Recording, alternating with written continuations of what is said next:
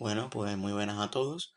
Somos Javier Murillo y José Ropero y en el día de hoy os vamos a presentar mediante esta especie de vídeo narrado por nosotros la producción de la energía eléctrica, que es el tema que nos ha tocado para este trabajo. Principalmente voy a empezaros a hablaros de los tipos de energía y qué es la energía eléctrica. Pues la energía en general la podemos definir como la capacidad que tiene un cuerpo o un sistema para realizar un trabajo o producir algún cambio o transformación. Dichos cambios o transformaciones pueden ser producidos por calentamiento, movimiento o alteraciones en un cuerpo. La energía se puede manifestar en varias formas y las más importantes son, primero, la energía mecánica, que esta es la energía formada por la suma de la energía cinética, que es la que está asociada al movimiento, y la energía potencial, que por otro lado también está asociada a la fuerza de la gravedad. Después, la energía térmica, esta energía es la que se relaciona con el movimiento de las moléculas que forman la materia, siendo el movimiento de estas moléculas mayor cuando la temperatura de la materia aumenta, también es mayor. Después la energía nuclear, que esta es la energía almacenada en el núcleo de los átomos que se libera en las reacciones de fisión y de fusión. Se liberan ambas, que esto lo explicaré un poco más para adelante en las centrales nucleares. Después tenemos la energía química, que esta es la energía asociada a las reacciones químicas, como su propio nombre indica, que son exotérmicas y liberan calor. Y después tenemos la energía radiante, que es la que tienen las ondas electromagnéticas, como la luz o los rayos ultravioleta, y esta puede transmitirse en el vacío sin necesidad de un medio material. Por ejemplo, el sonido si necesita tener un medio para transmitirse. Y bueno, por último, nos toca hablar de nuestra energía al concreto, que es la que le da nombre al trabajo, que es la energía eléctrica. Esta es la que relacionamos con el movimiento de las cargas eléctricas mediante los materiales conductores. La existencia de una diferencia potencial entre dos puntos permite establecer una corriente eléctrica entre ellos, cuando se les pone un contacto por medio de un conductor eléctrico. La energía eléctrica puede transformarse en muchas otras formas de energía, tales como la energía lumínica o la luz, la energía mecánica y la energía térmica. Cabe destacar que a día de hoy la electricidad es la forma de energía por múltiples razones y todas estas formas de energía que hemos mencionado anteriormente se puede clasificar en energía primaria, que son aquellas que están disponibles en la naturaleza sin necesidad de una transformación, perdón, y después la energía secundaria, que son todas aquellas que son resultantes de transformaciones de la energía primaria. Bueno, ahora como segundo apartado yo voy a hablar sobre los tipos de energía eléctrica y en este punto nos vamos a encontrar con dos tipos de corriente. Por un lado nos encontramos con la corriente continua y por otro con la corriente alterna. Vamos a empezar con la corriente continua. ¿Y qué es la corriente continua? Es una corriente eléctrica que fluye de una forma constante en una dirección de un circuito cerrado. Su sentido siempre va a ir desde el polo negativo hasta el positivo y desde una fuente de fuerza electromotriz. Esta corriente, por ejemplo, es la que fluye en una linterna o en cualquier otro aparato con batería, ya que estas pilas y baterías funcionan mediante corriente continua. Por el otro lado, nos encontramos con la corriente alterna. ¿Qué es esta corriente alterna? Es un tipo de corriente en la que la dirección del flujo de electrones va y viene a intervalos regulares o en ciclos. El ejemplo más claro es la corriente que fluye por la línea eléctrica en las casas que procede de los enchufes. La corriente estándar utilizada en los Estados Unidos es de unos 60 ciclos por segundo, es decir, una frecuencia de 60 hercios. En cambio, en Europa y en la mayor parte del mundo, como por ejemplo en España también, es de 50 ciclos por segundo, es decir, una frecuencia de 50 hercios. Sobre el valor eficaz de la corriente alterna, este es definido como el valor que debe tener una corriente continua para producir la misma cantidad de calor en un mismo tiempo y en una misma resistencia. ¿Cuál es la ventaja de la corriente alterna? Pues que su cambio de voltaje es muy económico. Además, también la pérdida de energía al transportar la corriente a largas distancias es mucho menor, que la corriente continua. Bueno, para continuar, vamos con el punto de la generación de la energía eléctrica. En nuestro caso, para la producción de la energía eléctrica, necesitamos un aparato que se encargue de crear y mantener una diferencia potencial o una diferencia de carga entre dos puntos, para que de esta manera se pueda producir un flujo de electrones, que es lo mismo que decir que se produzca una corriente eléctrica, como hemos hablado anteriormente. Según el tipo de corriente, tendrá una distinta producción. Primero vamos a hablar para la producción de corriente continua, que nos encontramos, perdón, con dos posibilidades. La primera de ellas es mediante las transformaciones químicas. Y esta, por ejemplo, en el interior de las pilas y de las baterías existen unas soluciones con determinados componentes químicos que al reaccionar entre sí, entre ambos, se produce una corriente eléctrica continua. Esta corriente continua se genera por una diferencia de cargas creada por la pila, por lo que producirá simplemente exista un único sentido de carga. De esta manera resumida, podemos decir que las pilas y las baterías transforman la energía química que contienen en su interior en energía eléctrica, que esta obviamente la podremos usar más tarde. Y después la segunda manera para producir corriente continua es mediante la luz solar, y es que existen ciertos materiales que presentan la propiedad de emitir electrones cuando la luz solar incide sobre ellos, llevando a cabo el llamado efecto fotoeléctrico, que es el causante de la corriente continua en las placas fotovoltaicas, perdón, que es la que son las más conocidas hoy en día. De esta manera, las células fotovoltaicas son dispositivos construidos con materiales fotoeléctricos que realizan una conversión de energía solar luminosa en energía eléctrica. Las células solares o fotovoltaicas, como la queramos llamar, se emplean sobre todo para la generación de electricidad en centrales solares fotovoltaicas. Bien, ahora voy a continuar con la explicación de mi compañero Javier, hablando un poco sobre la producción de la corriente alterna. Esta simplemente la encontramos mediante una manera, y esta manera está relacionada con las variaciones de flujo electromagnético. ¿Cuál es esta manera? Pues los generadores eléctricos.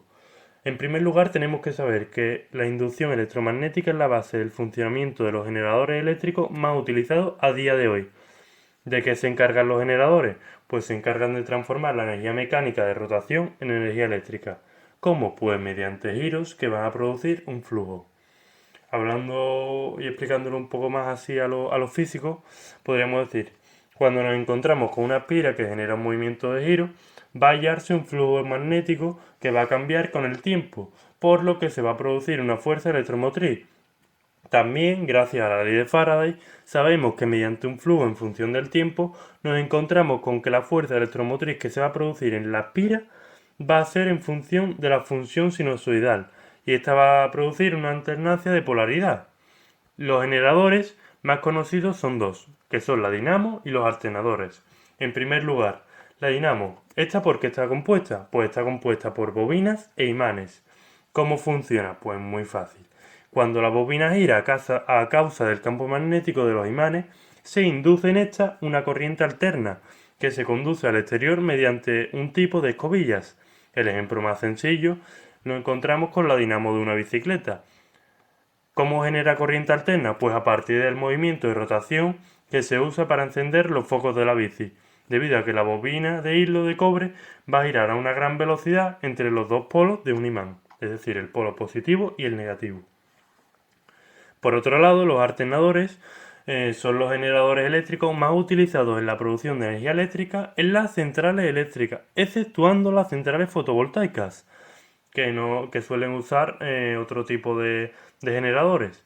Estos generadores son movidos por turbinas, las cuales poseen unas palas o álabes que, al ser empujadas, ponen en movimiento el eje del alternador, ya que conforme giran, el flujo a través de esas turbinas va a variar, como he explicado antes con los generadores eléctricos, y así se va a producir una corriente alterna.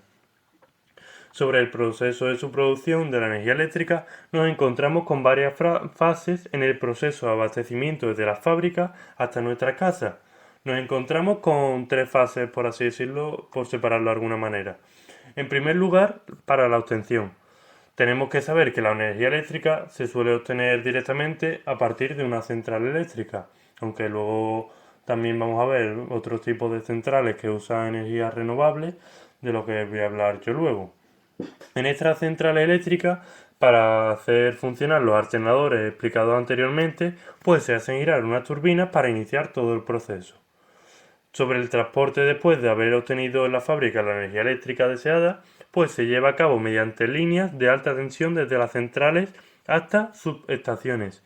Y en las subestaciones se va a reducir la tensión, ya que ésta se encuentra muy cercana a una población y no es muy recomendable que haya una gran tensión de electricidad cerca de una población o ciudad, ya que no, ya que puede tener una mala repercusión.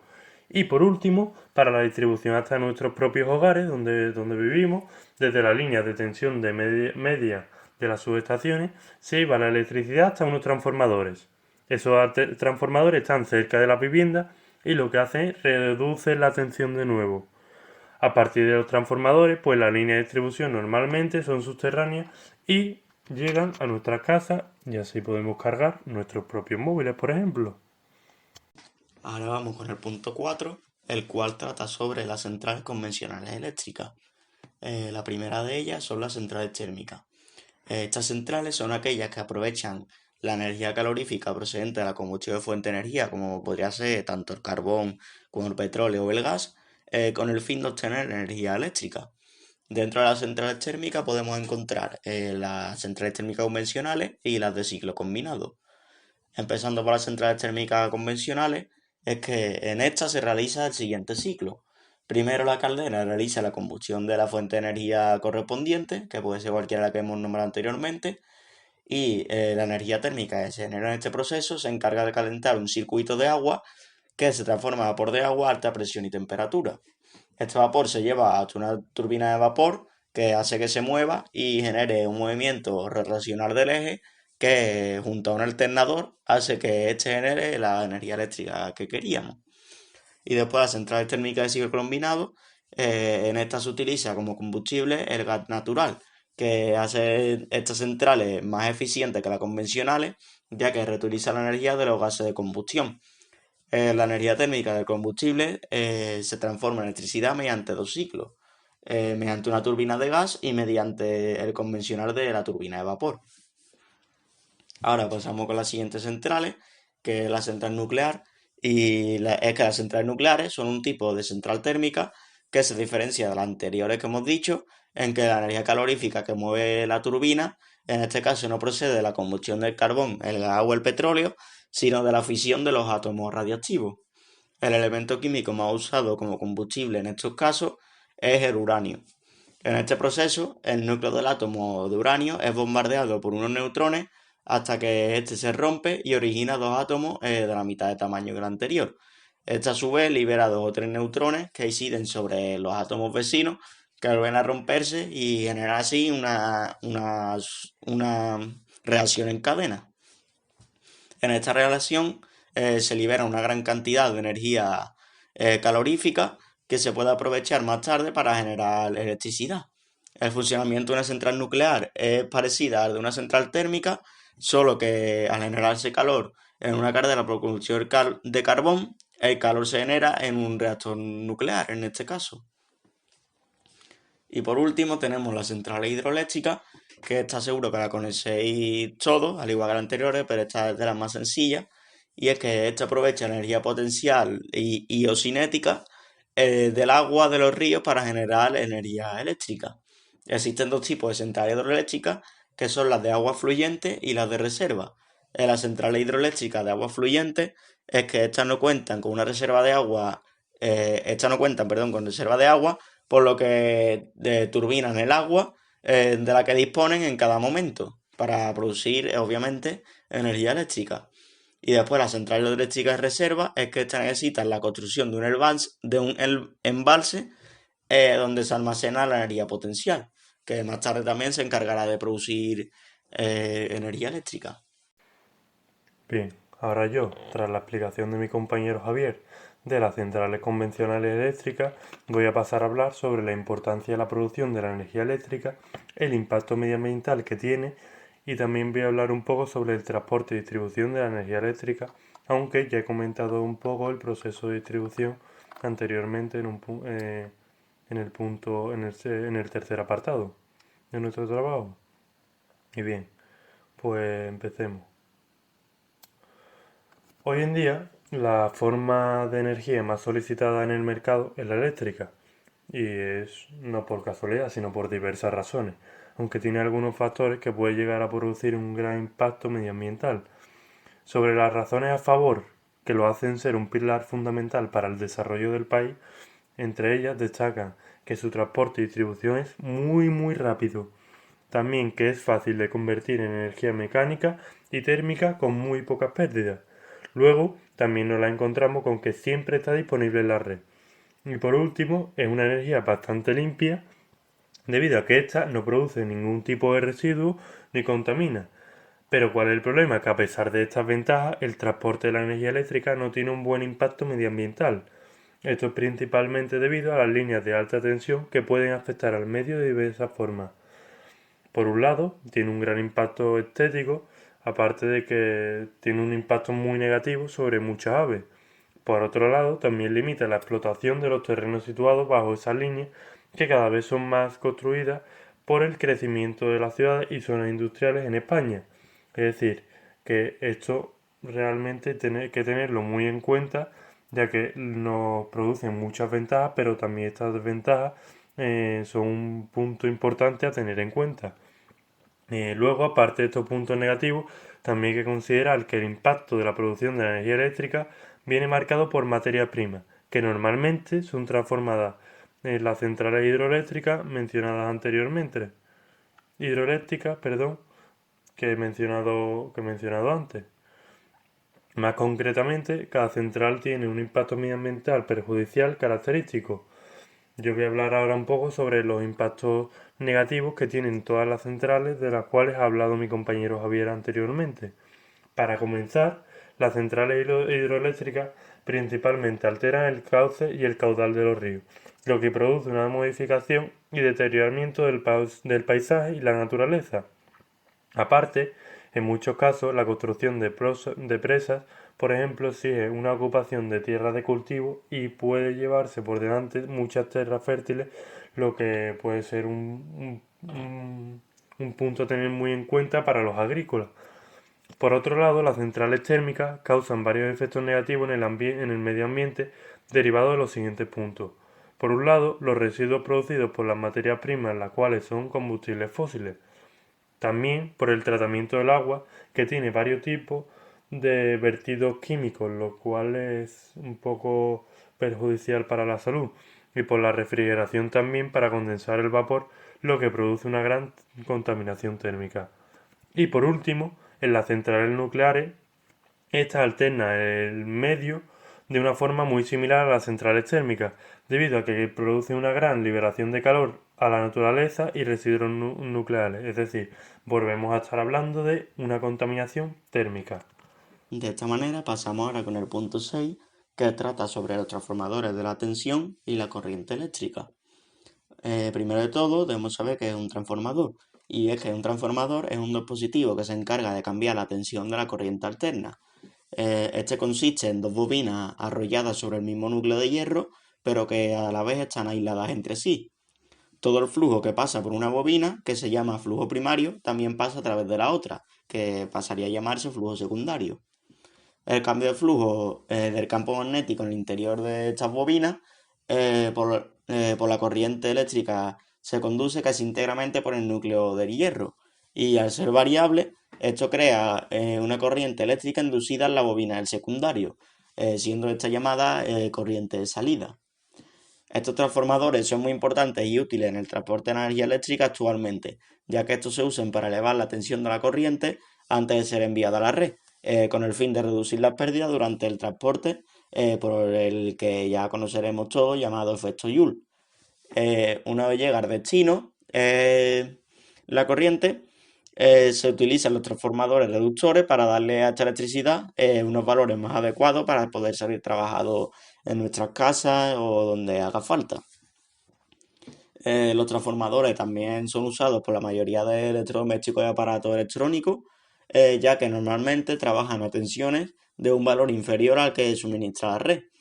Además, esto es muy importante para la seguridad eléctrica de los hogares, ya que este dispositivo utiliza transformadores para comparar la intensidad que entra con la que sale del hogar.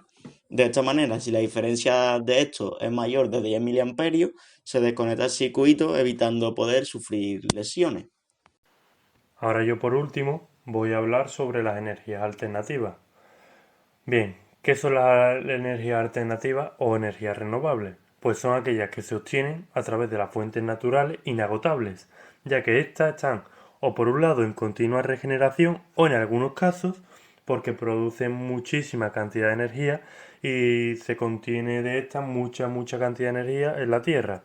Esta puede ser encontrada a raíz de distintos puntos. En primer lugar, los parques eólicos. ¿Qué son los parques eólicos? Son aquellos que podemos encontrar tanto en tierra y mar y generan energía a través del viento. Estos se encargan de transformar la energía eólica a energía eléctrica, gracias a una serie de generadores y convertidores. Por otro lado, nos encontramos con las centrales solares. ¿Estas qué hacen? Pues estas aprovechan la radiación solar para generar electricidad.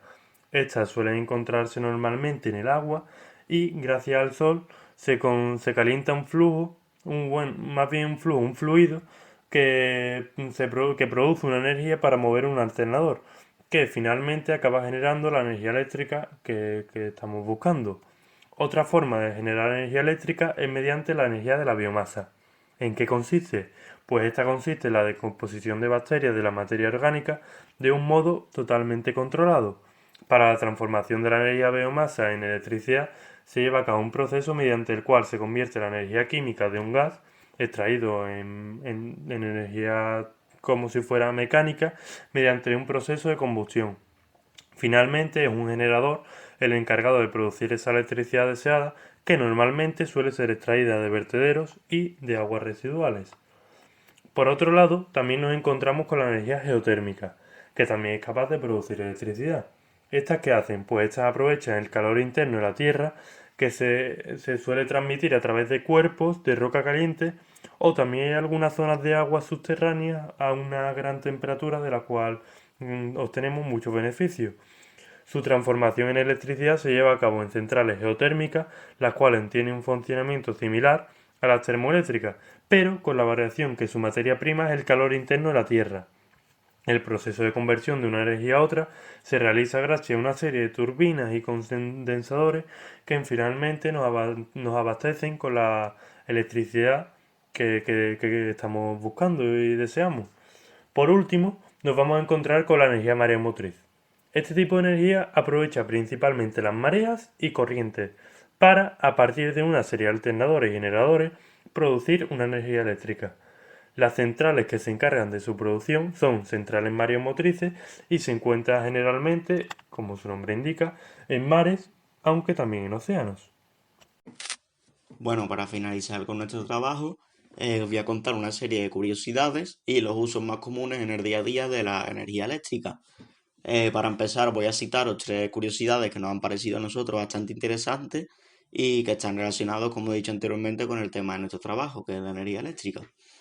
La primera de ellas es que las luciérnagas son capaces de generar su propia luz mediante un proceso químico que se produce entre el oxígeno que ellas respiran y la sustancia que ellas tienen en su interior, que tiene el nombre de luciferina. Después, la segunda curiosidad es que el potencial eléctrico que poseen los rayos es de entre 1000 y 10.000 millones de vatios por segundo, teniendo una intensidad de corriente que va de los 200.000 amperios hasta los 100 millones de voltios por cada rayo. Y por última curiosidad tenemos que en el 1880 se produjo una especie de guerra tecnológica entre Nikola Tesla y Thomas Edison que fue llamada como la Guerra de las Corrientes. Nikola Tesla era un propulsor de la corriente alterna, mientras que Thomas Edison era más defensor de la corriente continua. Esta especie de guerra-batalla la ganó la corriente alterna, es decir, la ganó Nikola Tesla, que a día de hoy es la energía, o sea, es la corriente más usada, la corriente alterna. Y bueno, ahora vamos con los tres usos más comunes que le usamos, perdón, con los tres usos más comunes que le damos a la electricidad en nuestro día a día. Y es que estos usos son prácticamente innumerables, por lo que nosotros hemos cogido los tres que más nos han llamado la atención. El primero de ellos es que a día de hoy los coches eléctricos están empezando a ser como todos sabéis, una auténtica revolución tecnológica y posiblemente sea el transporte del futuro. Estos coches se abastecen de la potencia que genera un motor eléctrico, que esto hace que se disminuya bastante las emisiones nocivas para el medio ambiente, al no necesitar un motor convencional que utiliza la combustión. Después, el segundo uso es que nuestro propio cuerpo usa pequeñas dosis de corriente eléctrica para realizar acciones simples que hacemos en nuestro día a día. Por ejemplo, el caso de las neuronas es que entre ellas se mantienen intercambios eléctricos y también tenemos que los músculos son operados a base de descargas eléctricas controladas de parte de las células elásticas. Y ya para concluir el todo, tenemos que el uso más común que el que todos sabremos en nuestra casa día a día, que es que la electricidad en nuestras casas se usa prácticamente para todo, ya sea para darnos luz, para corriente de los electrodomésticos, el wifi, cargar los móviles. Y por eso, a día de hoy, una vida sin electricidad se nos haría bastante difícil, ya que dependemos mucho de ella.